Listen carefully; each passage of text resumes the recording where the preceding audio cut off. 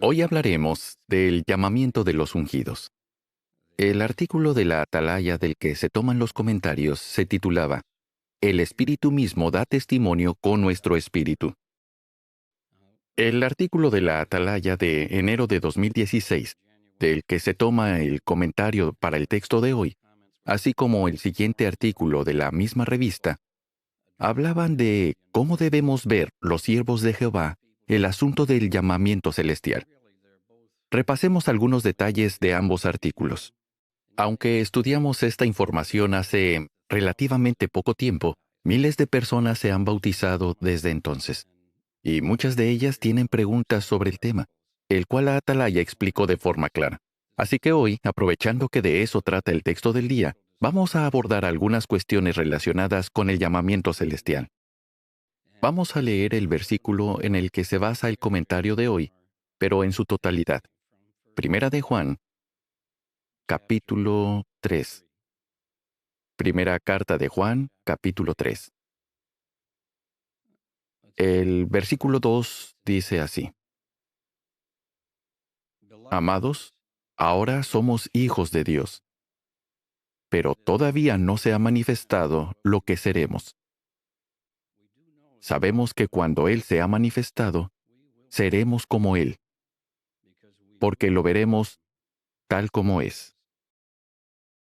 Lo que Juan dice aquí está muy claro, y sabemos que sus palabras fueron inspiradas, que Él era ungido, y que llevaba décadas sirviendo a Jehová cuando las escribió. Al leerlas detenidamente, nos damos cuenta de que Juan estaba totalmente convencido de lo que les decía a sus hermanos ungidos.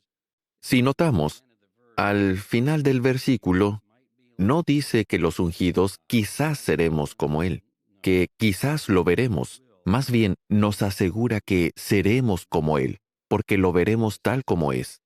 No se trata de un exceso de confianza, sino de una firme convicción. Juan estaba seguro de que Jehová lo había ungido, lo que era evidente en aquel entonces por los dones del Espíritu.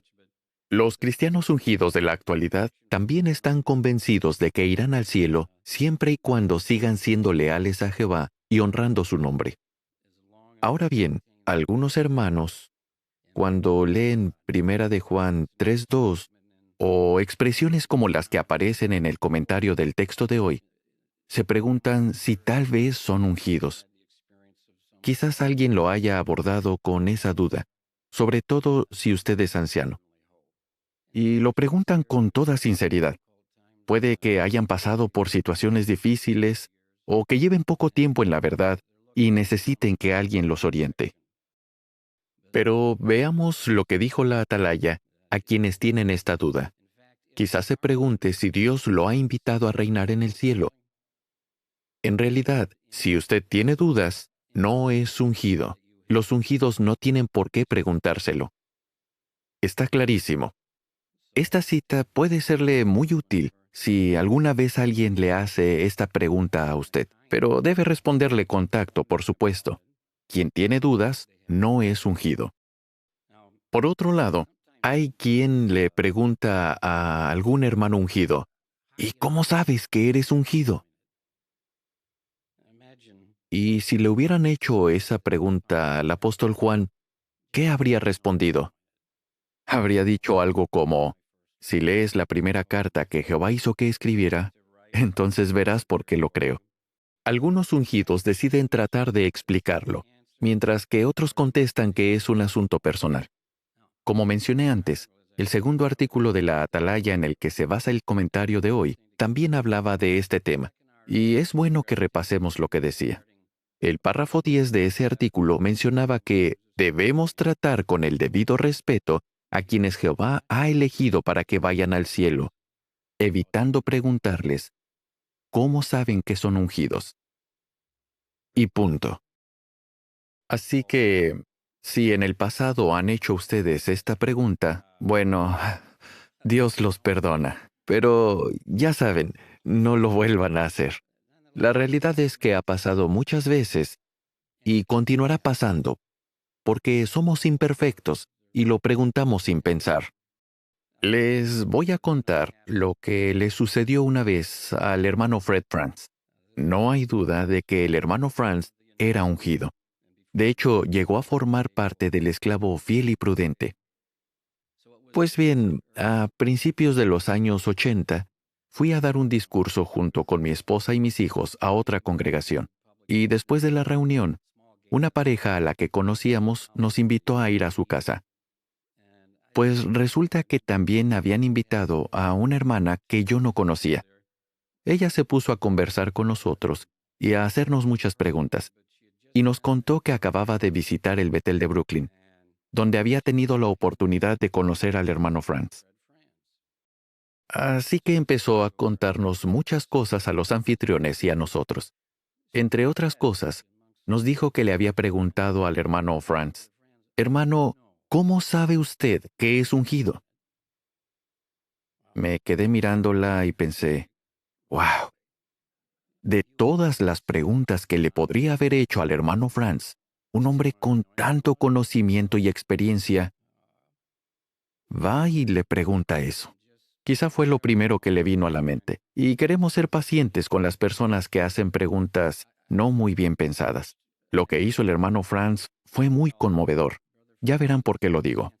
La hermana nos contó que el hermano Franz se limitó a decir: Romanos 8, 15 a 17, hermana. Y no dijo más. Vamos a ver lo que dice ese texto. Romanos 8, 15 a 17. Ese era el texto temático del artículo de la Atalaya que mencionamos antes. Leamos a partir del versículo 15. Porque ustedes no recibieron un espíritu de esclavitud que les haga volver a tener miedo, sino que recibieron un espíritu que los adopta como hijos, el espíritu que nos motiva a exclamar: «Abba, Padre». El espíritu mismo da testimonio con nuestro espíritu de que somos hijos de Dios.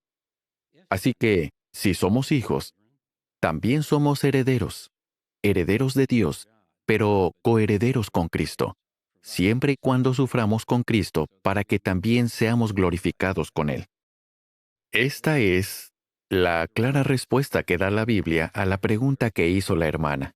El Espíritu de Jehová, que es la fuerza más poderosa del universo, da testimonio junto con el espíritu del cristiano ungido. Es decir, lo convence de que es un hijo adoptivo de Dios y coheredero con Jesucristo. Qué respuesta tan bondadosa y sabia dio el hermano Franz. Qué buen ejemplo. Y recordemos que el hermano no conocía a aquella hermana, pero le respondió muy bien usando la Biblia. Ahora bien, un detalle más sobre este tema. Es algo que convendría que tuvieran en cuenta cuando se sientan tentados a preguntarle a un hermano ungido cómo sabe que tiene el llamamiento celestial. Lo que les voy a leer me ha resultado muy útil a lo largo de los años. Se trata de una cita del artículo «Las cosas deseables llenan la casa de Jehová», que se publicó en la Atalaya del 15 de enero de 2000, a partir de la página 15. Dice así: Jesús se ofreció de hecho en el altar de la voluntad divina cuando se bautizó y Dios lo ungió con Espíritu Santo en el año 29 era común. En realidad, este acontecimiento señaló para Jesús el principio de una vida propiciatoria que duró 3 años y medio. Durante este tiempo, Jesús tuvo una relación con Dios propia del que ha sido engendrado por Espíritu. Y ahora noten, ningún otro ser humano podía entender completamente esta relación singular de Jesús con su Padre Celestial. Era como si una pantalla la ocultara de los ojos del entendimiento humano, tal como la pantalla impedía ver el santo a los que estaban en el patio del tabernáculo. Bueno, la Atalaya explica que, igual que quienes estaban en el patio no podían ver el santo, quienes no son ungidos no pueden comprender el llamamiento celestial. Hasta los discípulos de Jesús tuvieron que esperar a ser ungidos para poder entender lo que significaba para él ser el Hijo ungido de Dios. Algo parecido ocurre con el templo espiritual. Leamos ahora algo que se publicó sobre este tema en la Atalaya del 1 de julio de 1996, páginas 16 y 17. El primer compartimiento del templo representa una condición superior a la del patio. Los sacerdotes que oficiaban en el santo del templo terrestre quedaban ocultos de la vista de los adoradores que estaban afuera. Sí, desde el patio no se podía ver el santo. La atalaya sigue diciendo, asimismo, los cristianos ungidos experimentan un estado espiritual del que la mayoría de los adoradores de Dios no participa ni entiende plenamente, pues la esperanza de estos es la vida eterna en la tierra paradisíaca. Igual que para la mayoría de la gente era imposible ver el santo, es imposible que alguien que no es ungido comprenda lo que siente un cristiano que tiene el llamamiento celestial. Así que tengamos en cuenta lo que hemos hablado hoy. Cada uno de nosotros tiene un lugar en la organización de Jehová.